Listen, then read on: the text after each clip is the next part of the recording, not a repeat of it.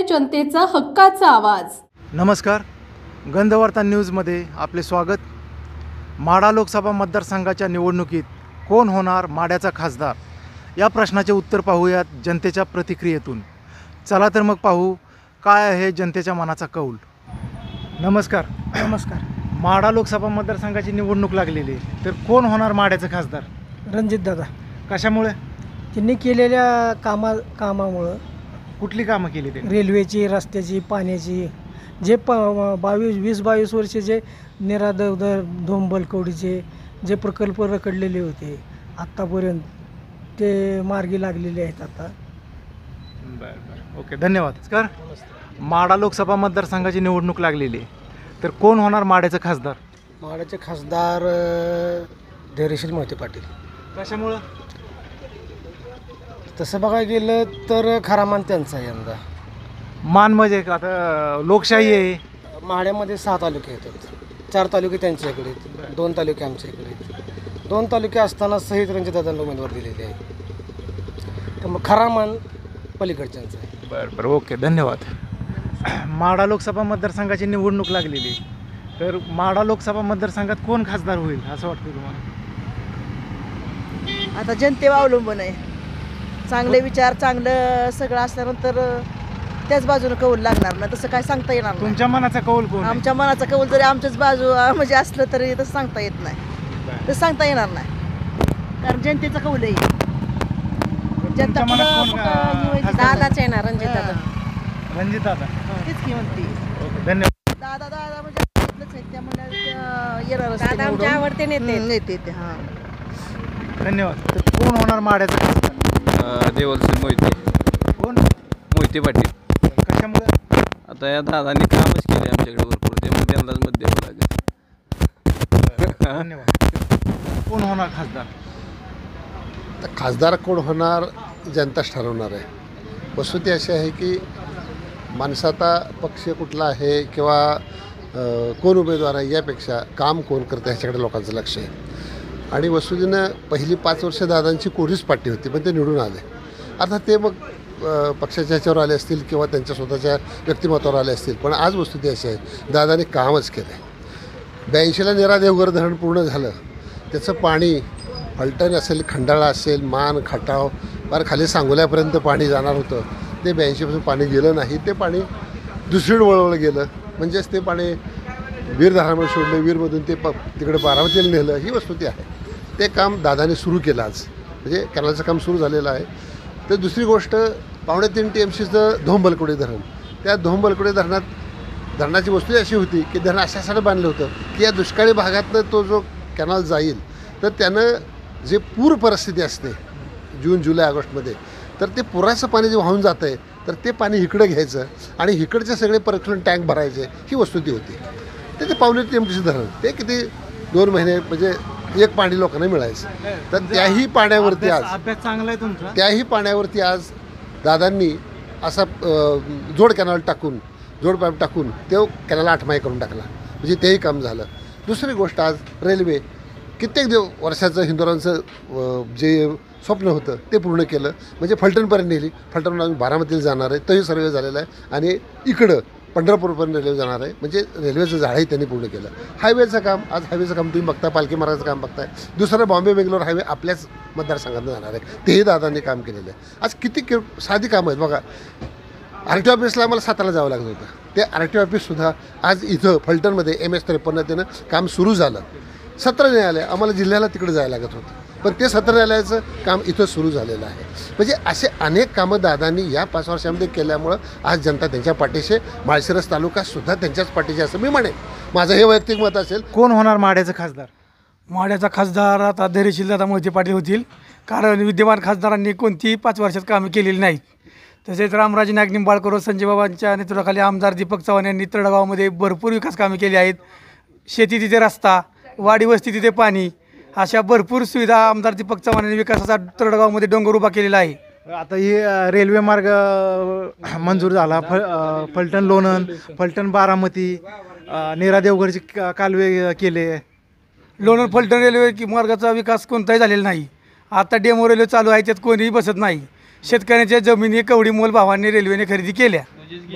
आमची जमीन स्वतः 4-4.5 एकर गेली आहे. तर फक्त एकरी 1,20,000 रुपये एकराने पेमेंट मिळलं आहे. त्यामुळे रेल्वेचा कोणताही विकास झालेला नाही. आणि नीरा देवघर दोंबलगवडची कालवे इकडे कामं आता सुरू केली. नीरा देवघर दोमकर काळजला 17 जानेवारीला उपमुख्यमंत्री यांच्या हस्ते शुभारंभ झाला. शुभारंभ झाला आहे, पण अजून कुठल्याही परिस्थिती पाणी येऊ शकत नाही ना लगेच. कारण पाण्याच्या ह्याच्यावर मतं मागू शकत नाहीत ना दादा. पाणी बंद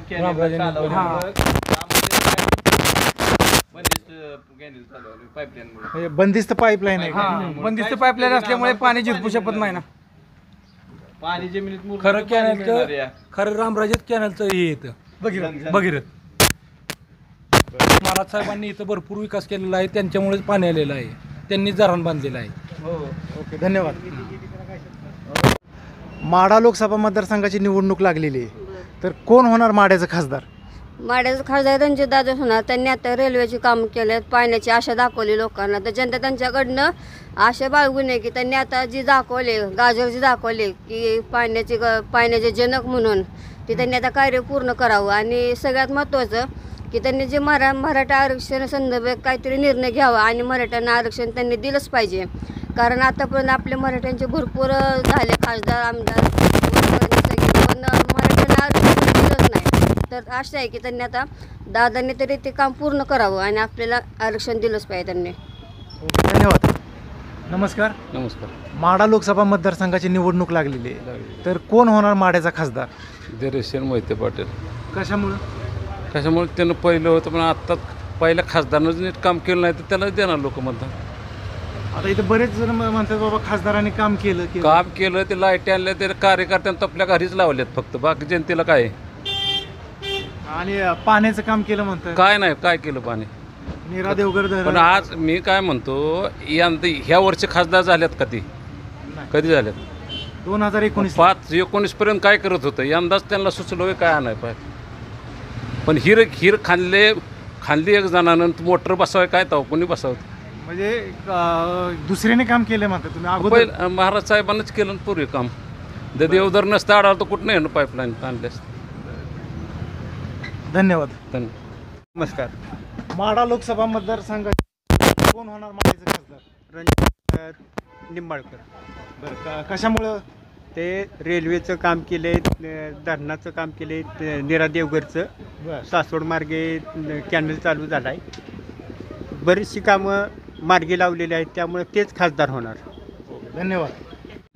तर कोण होणार माढ्याचं खासदार? तसं अजून तर काय सांगता येणार नाही.